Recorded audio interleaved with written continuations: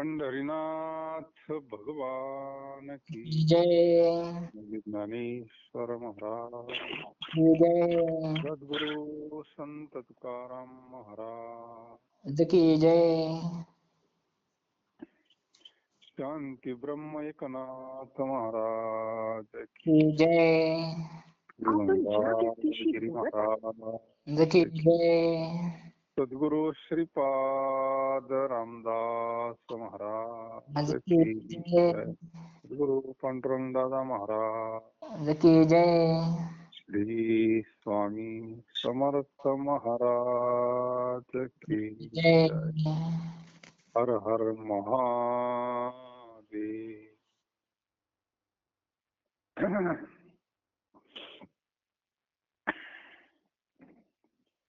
जीवन मुक्त ज्ञानी जरी झाले पावन, त्याजावी दुर्जन संगती ही बहुत अन्न विष मोहरीच्या माने अवघ्याची तेने विश्व.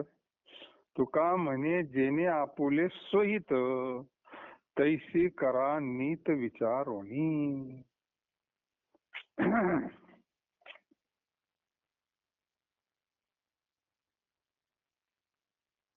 देवाधिदेवा जगत्रय जेवा, परेशी केशवा विनंती माझी. माझी वाणी तुझे वर्णी गुण नामायचे दे प्रेम काही कळा. नमो सद्गुरु तुकया ज्ञान दीपा. नमो सद्गुरु सच्चिदानंद रूपा. नमो सद्गुरु भक्त कल्याण मूर्ती. नमो सद्गुरु भास्करा पूर्ण कीर्ती. जीवनमुक्त जरी झाले पावन, त्या जावी दुर्जन संगती ही. जे दुर्जन लोक असतात ना, त्यांची संगती टाकावी म्हणजे करू नये आपण. कारण दुर्जनाच्या संगतीत किती चांगला माणूस जरी गेला तरी तो बिघडतो.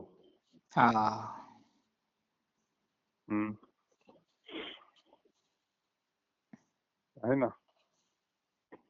ढेकणाच्या संगी हिरा जो भंगला, संगे नाडला साधू जायचा. कर्ण म्हणजे काय होता कर्ण? सगळं दिव्य होतं कर्णाचं. संगती दुर्योधनाची. दुर्योधनानं जरा कर्ज करून ठेवलं त्याच्यावर. त्याच्यावर काही प्रसंग आले तर त्याला एक छोटस राज्य दिलं होतं. एक राज्य दिल्यामुळे मग तो त्याच्यावरती ऋण करून ठेवलं होतं ना. एखाद्या माणसानं लय आपल्यावर वेळेला पैसे द्यायला असले, उपकार करेल असले तर मग त्याच्या पुढे ऐकावं लागत ना. म्हणून संगतीमुळं दुर्योधन दुर्जनच होता, दृष्टच होता. म्हणजे सामान्य माणसावर काय परिणाम होईल ते म्हणले, एखादा आत्मज्ञानी पुरुष जरी जीवनमुक्त होऊन पावन झाला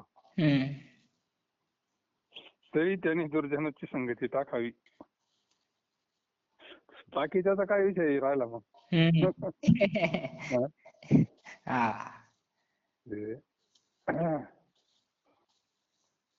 काय या संगतीचा परिणाम व्हायला वेळ लागतो, पण दुर्जनाच्या संगतीत लवकर परिणाम होतो. दुर्जनाची संगती टाळावी हाच त्याला एक उपाय आहे फक्त. लांबून राम राम करावा. किती एक आत्मज्ञानी पुरुष जीवनमुक्त महात्मा पावन झाला तरी त्यांनी दुर्जनाची संगती टाकावी. किती मनुष्य चांगला असला तरी दुर्जनाची संगतीने त्याचा नाश होतो. असे पुराणात भरपूर उदाहरण आहे ना. अनुसरणाचं एक आपण उदाहरण दाखल म्हणून पाहिलं. किती नीतिमान माणूस असला पण संगती जर चुकली, संतन की संग लग रे तेरी अच्छी बनेगी, आणि दुर्जन की संगती लाग रे, तर मग काय होईल ते होईल नाही का. दुर्जनाच्या संगतीत गेला ना तर शकुनी मामा. शकुनी मामामुळे एवढं घडलं ना सगळं. ती बाया ती मंथरा, त्याचे वंशज आजही आहेत ना. त्यांचा वंश मोडत नसतो. जसा सज्जनाचा वंश आहे तसा देवाला दोन्ही वंश चालावं लागतात. म्हणजे हे यांच्या संगतीत नाही तर काही देवावर लय प्रेम होत. इतकं प्रेम होतं का सगळ्यात जास्त तर रामावर प्रेम होत तिच्यावाला. त्याने एवढे प्रयोग केले पण काही परिणाम नाही झाला ना. ते ऐका ना. तिनं लय सांगितलं, लय बरवलं तिच्या डोक्यात. ती म्हणे नाही असं कसं होईल म्हणे. रामावर सगळ्यात जास्त प्रेम होत तिच्यावाला, पण तिनं नाटक केलं. म्हणून काय मी तुमच्या चांगल्या करता सांगते, मला कोणी ऐकायला लागली लोळायला. म्हणून काही माणसं जवळ गेली, तिला सावराय करता स्पर्श झाला. विघ्नेश्वरी झाला ना संचार, करंट उतरल्यासारखं. म्हणजे तसा स्पर्श शक्ती पाहत होतो ना, तस मग ती जसं सांगायला लागली तसं ऐकायला लागली ना. तूच खरं बोलत म्हणले. मग खरं तो आलं. घडलं रामायण रात्रीतून नाही का. म्हणजे या दुर्जनाची संगती टाकावं थोडक्यात. ज्याप्रमाणे अन्न पुष्कळ चांगलंय, तरी मोहरी एवढं वीज जरी तेच घातलं तरी काम होतंय ना. किती दूध राहतं त्याला नासायला काय, त्याच्यामध्ये मीठ टाकलं का नासत आहे ना. किती लागत आहे काही नाश करायला. कसं आहे दुर्जनाचं. म्हणले विंचवाच्या फक्त नांगीत विष असतं, दुर्जनाच्या सगळ्या अंगात विष असतं. नाही का. काय आता माऊलीला त्रास देणारी काय बाहेरून कुठून आले होते का. बरं किती त्रास द्यावा याला काय माप असावं ना. देहांत प्रायश्चित्त देऊन जर यांचं समाधान नाही म्हणजे दुर्जन नाही तर काय. वरून तर मग काय शास्त्री पंडित आहे पण दुर्जन आहे ना. म्हणजे किती त्रास द्यावा याला काही मर्यादा. उदाहरण दिलंय की लय चांगला भरपूर स्वयंपाक आहे, पण ते थोडं विष घातलं, संपला खेळ. तसंच तर महाराज म्हणतात, ज्यात आपले सोयीत आहे ती गोष्ट नीतीचा विचार करून करा. म्हणून आपण सावध राहिलं पाहिजे.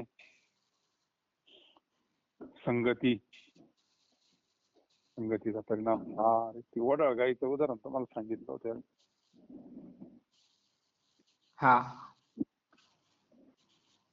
ब्राह्मणाची गाय पार तिला काय आणायचं, ती कुठे गेलं पूजा बिजा करायला म्हणजे व्यवसाय चारा, तिची पाराशी वळून गेली ती गाय. आणि ही जाणी गाय होती, मोकारी गाय. पूर्वी अशा मोकार गाय राहत होते गावात, जाण्या गाई म्हणते त्याला.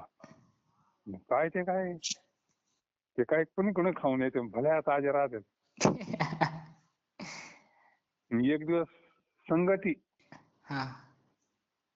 एक दिवस बसली तिच्या पाशी जाऊन, मग ते काय मोकळ्याच राहत्या. तुला लई झाली माझी तब्येत पाय म्हणले काय. ती म्हणे काय नाही बरं आहे, आता ब्राह्मणाची गाय ती सात्विकच. नाही तू माय बरोबर एक दिवस चाल म्हणले फक्त, मग पाय तुला किती खायला भेटत आहे. ही काय मग संगतीचा झाला ना परिणाम. मी दावा थोडी ती म्हणली तुला काय करे, तू माझ्या बरोबर चाल फक्त. संगतीचा परिणाम झाला आणि गेली. आता हिला काय आहे, रोजची सवय होती, गेली का रपा रपा रपा खायचं आणि एकदा वर्षाप केले का हा. आता ब्राह्मणाच्या गाईला काय एवढं सवय नव्हती, ती गेली रपा रपा खायला, तिच्या गुतला घास गुतला आणि ती लागली मग आरडायला. मग आला शेतकरी काठी घेऊन टिकरू घेऊन. आता येईना शेतकऱ्याला पाहिल्यावर तर हे शेपवर केली, एका मिनिटात गाव गाठवलं. ब्राह्मणाची गाय मार खावा लागला ना तिला. किती वेळ संगती घडली. म्हणून करम महाराज म्हणले तुम्ही काय करा, यांच्यापासून सावध राहा. आपलं सोयीत आहे तीच गोष्ट नीतीचा विचार करून करा.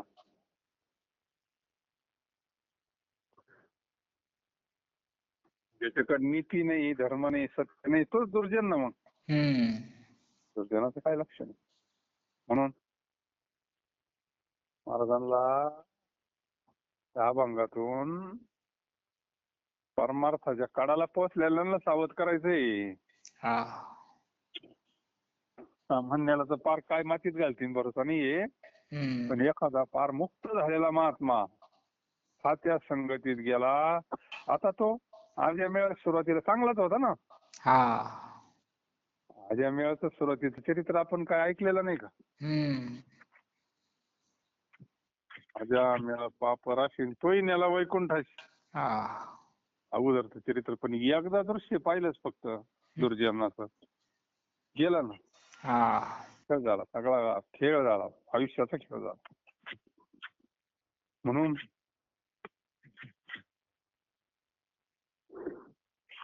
जीवनमुक्त ज्ञानी जरी झाली पाहून त्यांची त्याजावी दुर्जन संगती बहुत अन्न विषमोरीच्या माने अवघेची त्याने विष होय. तुका म्हणे ज्याने आपले सोयी तैशी करा नीत विचारोनी. द्रव्याचा तो आम्ही धरितो विटाळ तयासाठी काळ लाग करी करुणे हेची राहिलो जीवन एक नारायण नामाची. तुका म्हणे याची करुणी जाता आलिया ही दान याचे काशी. तुकोबारायांचं लय अवघड आहे. द्रव्याचा आम्ही विटाळ मानलाय म्हणजे द्रव्याचा, पैशाचा. आणि आपल्याला सगळ्यात जास्त आवडतोय पैसा. ते दोन टोक आहे, वेगवेगळे टोक आहे नाही का.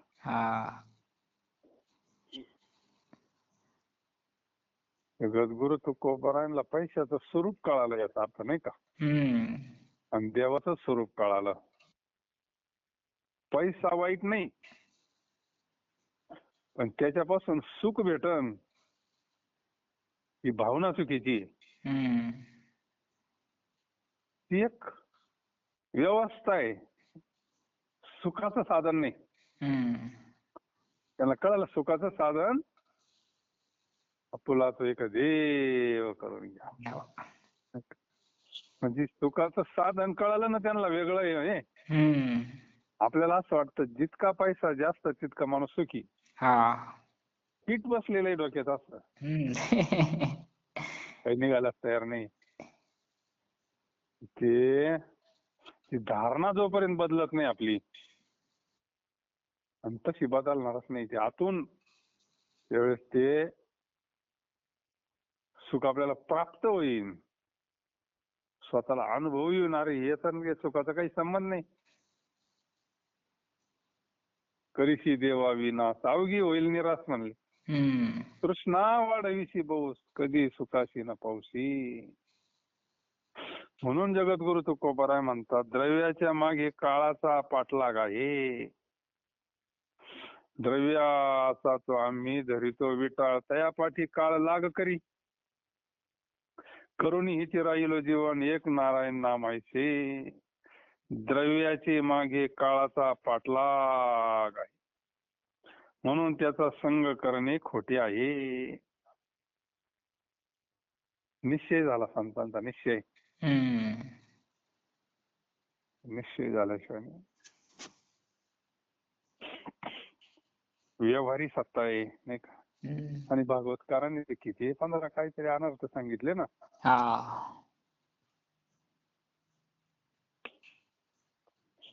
म्हणजे शास्त्र तेच सांगतोय, संत तेच सांगतोय. द्रव्याचा आम्ही विटाळ मानलाय, कारण त्याच्या मागे काळ पाठलाग करतोय. आयुष्यभर पळतो पळतो पळतो पळतो. त्याला असं वाटतं अजून भेटल्यावर सुखी होऊ, नाही का? अजून भेटल्यावर सुखी होईल. तो काय आता रावणासारख्याचा मेळ नाही लागला बिचारा. किती सोन्याची लंका होती, नाही का? देवी सांगून नाही ऐकत जीव. त्याला पटतच नाही ना ते. एवढ्या पुरतं ऐकून हा म्हणतो, पण तो पुन्हा ते वळणावरच जातो. तसं सुखाचा आणि पैशाचा तेल मात्र संबंध नाही. जड आहे ना ते. देव सोडून हे सगळं जड आहे. म्हणून विटाळ. एक नारायणाचे नाम हेच जीवन मी धरून राहिलो. त्यांना माहिती जीवन काय आपलं, भगवंताचं नाम. नाम आपल्याला सुखी करू शकतं, नाही का? मुक्त करू शकते आपल्याला. नामस्मरण केलं का आपल्याला वैराग्य प्राप्त होईल. मग आपल्याला सुद्धा हे द्रव्य विटाळ मानला म्हणजे आम्ही. एक नारायणाचे नाम हेच जीवन मी धरून राहिलो. कारण महाराज म्हणतात आम्ही हेच जतन करून आमच्याकडे जे याचक येतील त्यास ते दान देऊन दे. आम्ही काही पैसे बिशाचं दान नाही करीत म्हणले. आमच्याकडे दान करण्याकरता नामदान.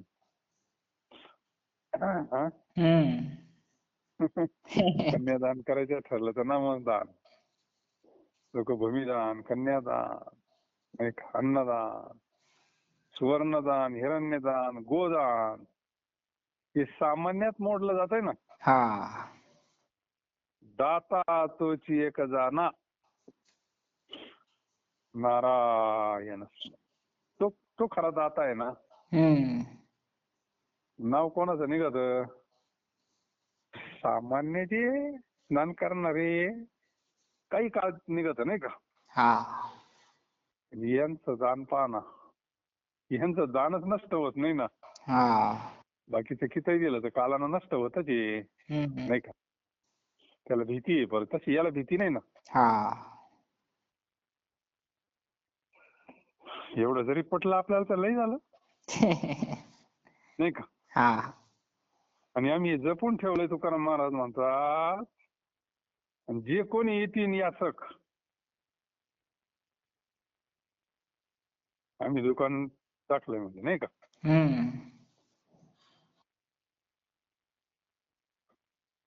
जो कोणी असन याचक त्याला आम्ही हे तसंच देतो मोलाविन सर्व वस्तू. द्रव्याचा तो आम्ही धरितो विटा, तया पाठी काळ लाग करी. छत्रपतीने किती पाठवलं होतं, नाही का? सोने रुपया मामृती के समान. हिरे माणी खडे जायचे म्हणले मोती, नाही का? आम्ही तेने सुखी म्हणा विठ्ठल विठ्ठल मुखी.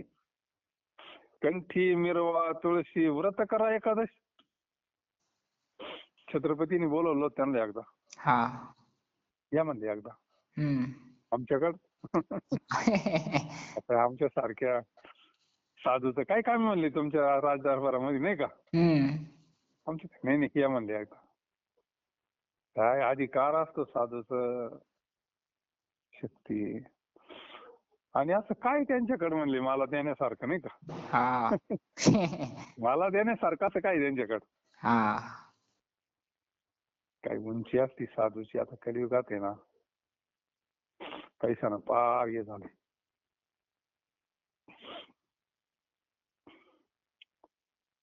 काय शक्ती संपन्न महात्म्याला काय या गोष्टीचं, नाही का? मला माहिती देव आपल्याकडे ना, आपल्याला काय देणार आहे बाकीचे लोक. देवापेक्षा काय मोठं आहे जगात? नामापेक्षा काय मोठं आहे जगात? म्हणून द्रव्याची मागे कळी काळाचा लाग, म्हणून या संग खोटा त्याचा. पुढचा अभंग आहे त्याच धर्तीवर आहे. पहिले म्हणले द्रव्याचा आम्ही विटाळ धरतो. आता इथं म्हणलं द्रव्याच्या मागे कळी काळाचा लाग म्हणून संग खोटा त्याचा.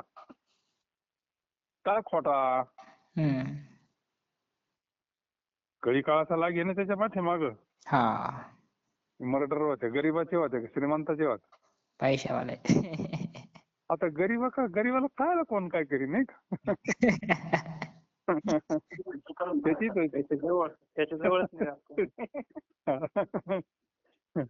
गरीबाची चोरी करीनच काय कोण नाही का? त्यालाच काहीतरी द्यावं लागेल.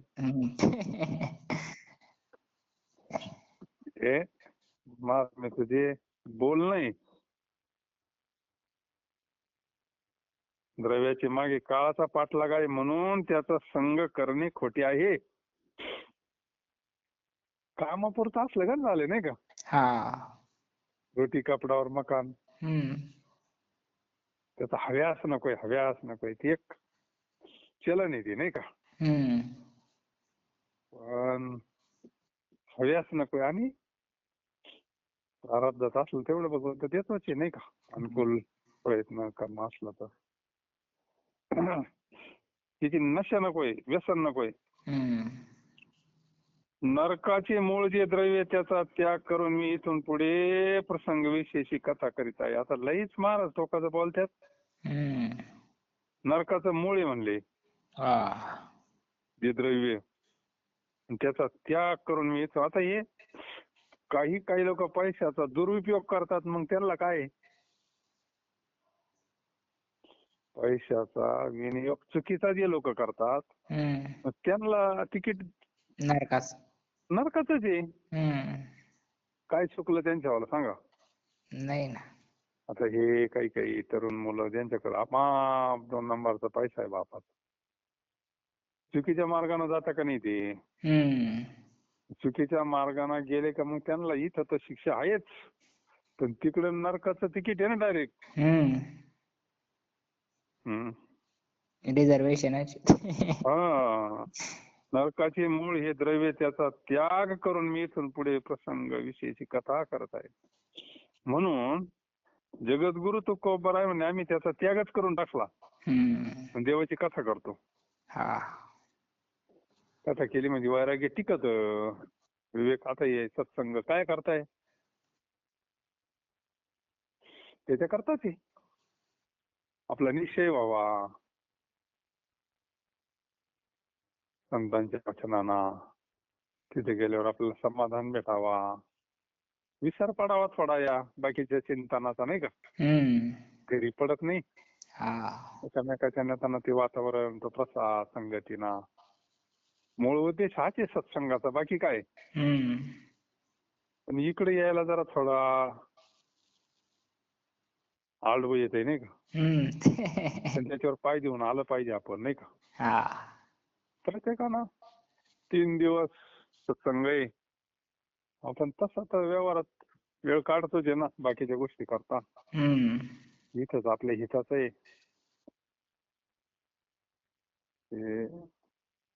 हिताच्या ठिकाणी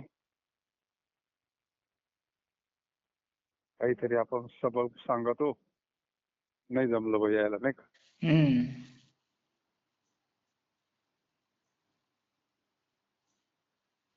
विवेक तसा प्राप्त होणार नाही सत्संगात. आणि इथं काय सगळे प्रमाण शास्त्र, तिथं सत्संग आहे, तिथंच देव आहे ना. तिथं भजन आहे भगवंताचं, तिथं आनंद आहे, समाधान आहे. म्हणून मी कथा करतो म्हणले. कथा त्रिवेणी संगम, देव भक्त आणि नाम. आता काय ज्याला तो आनंद मिळालाय ना स्वतःला, तो नाही राहू शकत भाऊ. काय आता इथं काही खर्च नाही ना काही, का बा काही दिलं पाहिजे असं कधीच कुठंच नाही ना. नुसतं श्रवण करायचं, बाकी सगळं असतंय. ज्याला तो आनंद उपभोगलाय ज्यानं, तो नाही राहू शकत महाराज, नाही राहू शकत. आता कुठंच नाही, कुठं जा हिंडून आली, लई हिंडून आली काही काही. नाही नाही तर नाहीच. म्हणून महाराजांनी मी कथा करतोय, मी इथून पुढे प्रसंग विषयीची कथा करतो म्हणले. आता सगळे, आता महाराज काय सुरुवातीला किती महाराजांची परिस्थिती भारी होती नाही का. सगळे अनुभव घेतलेले महात्मे इथे ग्रस्ती. तर कथा करतो म्हणले देवाची, त्याच्यात मला आनंद भेटतो नाही का. जळती दोषाचे डोंगर, शुद्ध होती नारी न.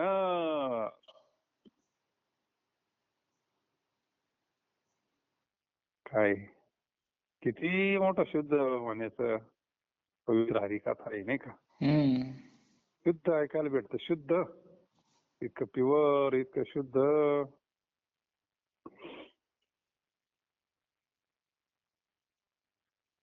अहो आजच्या प्रसंगी कथेचा लाभ घ्या आणि पुढच्या योगक्षेमाचा भार देवावर ठेवा. काय गोड अभंगवाणी जगद्गुरु तुकोबरायांची.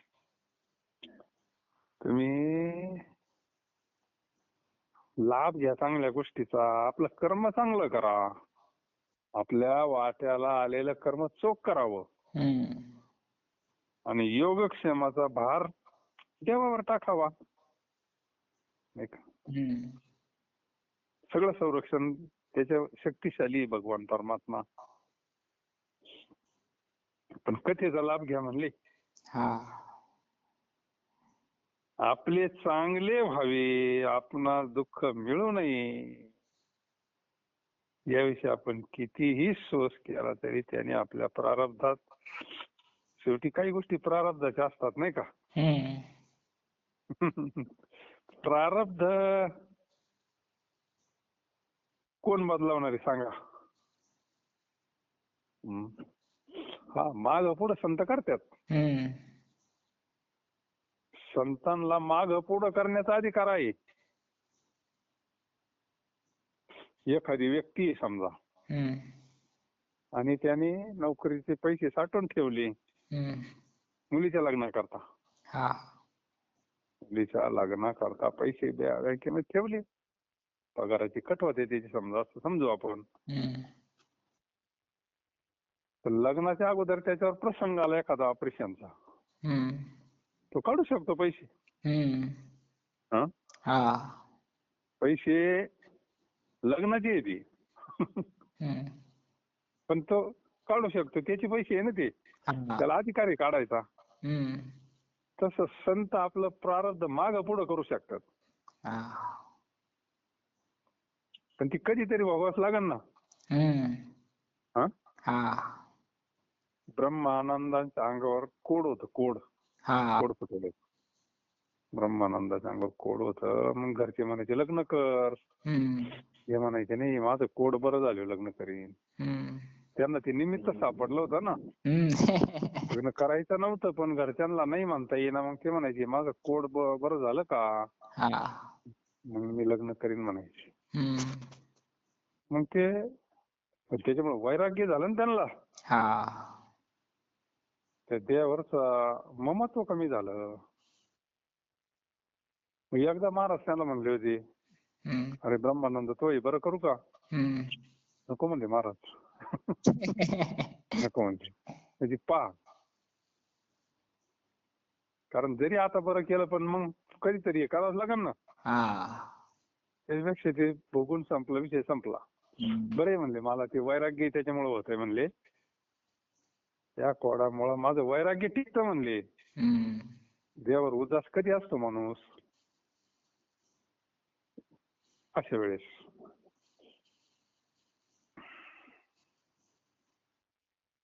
काय चाललं होतं आपलं, प्रारब्ध.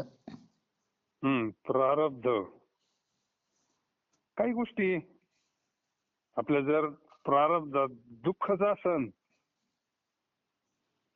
मग प्रसंग येतील पण आपल्याला दुःख नाही होणार. प्रसंग येतील आपल्यावर पण त्याचा परिणाम होणार नाही. का, देहाचं स्वरूप कळालं ना आता. प्रारब्ध देहाला आहे का आपल्याला आहे, देहाला. हा, एवढं जरी कळालं तर लय झालं. शरीराला प्रारब्ध असतं. पंचमहाभूताचं जे शरीर आहे ना, हा त्याला प्रारब्ध असतं. पण आपण शरीर आहे का? नाही. पण शरीरापासून वेगळे आहोत. प्रारब्धाचा परिणाम आपल्यावर होणार कधी? चिटकल्यावर होणार आणि तादात्म्य सुटल्यावर होणार नाही. कसं आहे, बाकी काय? महापुरुषांवर प्रसंग येते, त्यांच्यावर कुठं परिणाम झाला? कुठं लिहून ठेवलं तीन? नाही. नाही नाही नाही.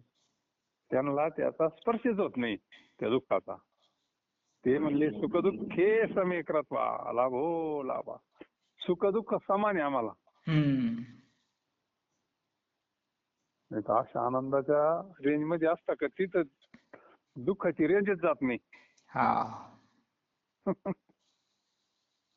दुःखाची रेंज तिथं जात नाही म्हणून. महाराज हम्म प्रेमानंद महाराज नाही का ते?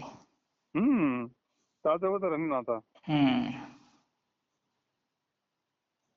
म्हणून दुःख मिळायचं असेल प्रारब्धात, आपले वाईट व्हायचं असेल तर ते कधी बदलायचे नाही. म्हणून कोणत्याही गोष्टी संबंधाने तृष्णा करण्याचे, लोभ धरण्याचे वेळ व्यर्थ आहे. आपला आग्रह कामाचा नाही. जशी नदी तसंच पाण्याला जावं लागेल नाही का? आता देवाला जसं रामायण लिहून ठेवलं तसं जावं लागलं ना. देवाला माहिती होतं आता देव देवाला तर काही बदलावता येतंय ना. लिहून ठेवलंय ते अर्थी. मग असं आहे ना, प्रारब्ध मानावाच लागतंय. विज्ञानी लोक मानत नाही, मानावंच लागतंय. आता हे मोदी, त्याचे भाऊ आहे का त्याच्यासारखे? नाही ना. नाही ना. सख्खा भाऊ आहे ना त्याला. एक पंतप्रधान आहे. आता एकाच आईच्या कुशीमध्ये आले ना ते. बदल आहे का नाही? कर्तृत्व तर आहेच, पण प्रारब्धाचा भाग आहेत ना. म्हणून मानावं लागतं प्रारब्ध. काही काही जुळे असतात, जुळे एका क्षणाला झालेली पत्रिका त्यांची सगळं सारखं, पण ते पुढं सारखं नाही ना. प्रारब्ध हे मानावं लागतच. आता प्रारब्ध सुद्धा बदलण्याची ताकद आहे नामस्मरणात. हाताच्या रेषा बदलण्याची ताकद आहे नामस्मरणात. पण मग तेवढं नामस्मरण झालं पाहिजे ना. म्हणून उगाच लोभ धरण्यात मजा नाही. वेळ व्यर्थ आहे. तुकाराम महाराज म्हणतात, मोठ्या दक्षतेने परमार्थाचे श्रवण करून नित्य टिकेल अशा परमार्थ धनाचे ग्रहण करा. पाहत उगाच तुम्ही काहीतरी तृष्ण्याला मागायला लागू नका. चांगलं श्रवण करा, परमार्थाचं श्रवण करा आणि नित्य टिकन असं परमार्थ धनाचे ग्रहण करा. परमार्थ हे खरं धनी, महाधन. समाधान देत होते धन. आहे त्या स्थितीत आनंदात राहता येतं. शांती प्राप्त होते, हे खरं धनी. आता हे बाकीचं धन तृष्णा वाढीत, झोपून नाही देत. काळजी, भीती, चिंता, त्याच्या पाठीमागे किती अवघड आहे नाही का? आणि तसंच टाकून गेला तर मग पुन्हा ती वासना जन्माला घालते नाही का? आला परत काही कोणत्या कोणी रूपाने राखण करायला यावंच लागत ना त्याला. कुत्र्याच्या रूपाने कोणी, पण तो राखण करतोच ना मग. असं म्हणून खरं धन कळावं. सत्संग बाजाला आता एवढाच अभंग. द्रव्याच्या मागे कळी काळाचा लाग, म्हणून या संग खोटा त्याचा. भागवतामध्ये ते 24 गुरु मध्ये लय भारी वर्णन आहे. निर्याचे मूळ घालून या मागे मांडिली प्रसंगी कथा पुढे आजीच्या प्रसंगी हाती लाभ घ्यावा पुढील भार देवावरी घाला. प्रारब्ध काही न पालटे सोशे तृष्णेचे पिशे वायावी तुका म्हणे घे राहायचे धन. सादर श्रवण करून या. काय परमार्थात येऊन जर पैशाच्या मागे लागलो आपलं तर कसं होईल.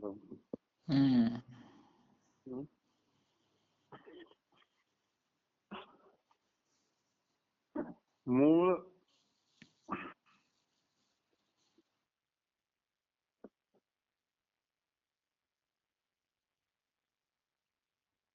पैसा काय, सोनं काय, मान काय, हे सगळे मायेचेच गिराईक आहे ना.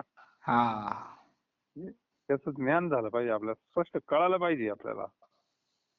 हे सगळं मायेमध्ये येत आहे. आणि सुख देणारी वस्तू एक ब्रह्म आहे, व्यापक जास्त ती सुख देत असतं. म्हणून आपण श्रवण करून चिंतन करून हे समाधान प्राप्त करावं. आपाप हळूहळू ते आपाप सुटत मग, नाही का. आपल्याला त्याचं कळतं, आपल्याला ते स्वतःला ज्ञान होतं त्याच्याला. अरे हे काय खरं नाही. एक व्यवस्था आहे, पोटापुरतं केलं मजेत राहिलं, नाही का. आणि परमार्थ करणाराला तर कितीक लागत आहे तरी, नाही का. एवढं तर त्याला सहज भेटत आहे. आज साधू संतांनी नाथांचा ग्रस्त आश्रम आपण चरित्र पाहतोय, म्हणून त्यांच्यावर काही परिणाम झाला नाही. तुकोबारायांचा ग्रस्त आश्रम हे म्हणून त्यांच्यावर काही परिणाम नाही झाला ना. व्यवस्था बदलती पण अवस्था नाही बदलत. अवस्था नाही बदलली पाहिजे. ते महत्वाचं आहे, नाही का. आता आपले ना 508 अभंगापर्यंत आपण आलोय. पण आता पान बदललं नाही, त्याच्यामुळे ते ध्यानात ठेवावं लागेल. द्रव्याची मागे कळी काळाचा लाग म्हणून संग खोटा त्याचा. निर्याचे मूळ घालून मागे मांडली प्रसंगी कथा पुढे आजच्या प्रसंगी हाची लाभ घ्यावा. पुढील भार देवावरी घाला. प्रारब्ध काही न पलटे सोशे तृष्णेचे पिसे वाय. तुका म्हणे घे राहायचे धन. तुका म्हणे घे राहायचे धन. सादर श्रवण करून या. पुंडलिका वरदारी श्री ज्ञानदेव तुकाराम पंढरीनाथ भगवान की जय.